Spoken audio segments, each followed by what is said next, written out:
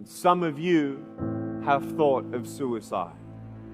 Some of you are in the darkest of darkest valleys. And I was there once too. And I thought to myself, there is no hope. At age 10, I actually tried to commit suicide by trying to drown myself in my bathtub.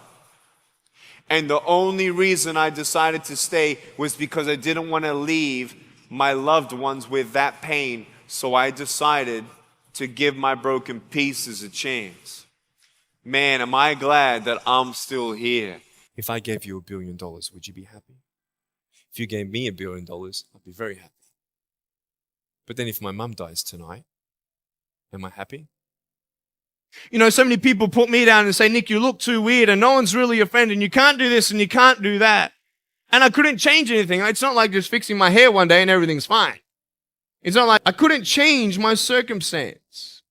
I couldn't just one day wake up and say, hey, give me arms and legs. I need arms and legs. But it was so hard because people put me down. And I started believing that I was not good enough. I started believing that I was a failure.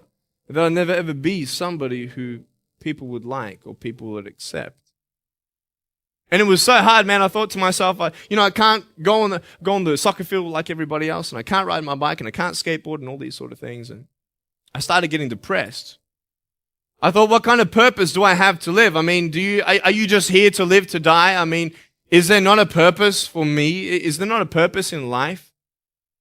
And I had questions and no answers. And I asked my mum and dad, why did this happen? I asked doctors, why did this happen? They don't know. There are some things in life that are out of your control that you can't change and you got to live with. The choice that we have, though, is either to give up or keep on going.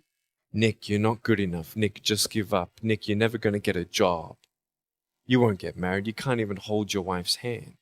What kind of a father are you going to be if you can't even pick up your kids when they're crying?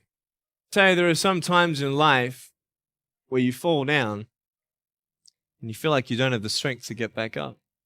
Because I tell you, I'm down here, face down, and I have no arms, no legs. It should be impossible for me to get back up, but it's not. You see, I will try 100 times to get up, and if I fail 100 times, if I fail and I give up, do you think that I'm ever going to get up? No. But if I fail, I try again and again and again. For as long as I try, there's always that chance of getting up. Does that make sense? And it's not the end until you've given up. And just the fact that you're here should persuade you that you have another chance to get back up. You change yourself. You come to school. And everybody swore around me at high school, so I started swearing. Why? Because it's the cool thing to do. Everybody swears. So I don't want to be left out. And I want to be accepted, so I started swearing. You go to a party, everybody's drinking, so you drink. Why? Well, everybody else around me is doing a big deal. And you start losing yourself, and you start putting your security in temporary things. You start putting your happiness in things that won't last.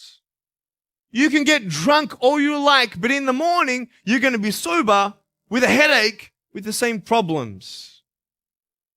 There's still hope. I'm not here today to tell you that I understand your pain. I don't know how it feels to be abused. I don't know how it feels to feel, quote, fat and you've got an eating disorder. I don't know how it feels to have a broken home. But I just want you to know that it's not the end. It matters how you're going to finish. Are you going to finish strong? That we have a choice, either to be angry for what we don't have or be thankful for what we do have. Well, life is worth living when you find purpose.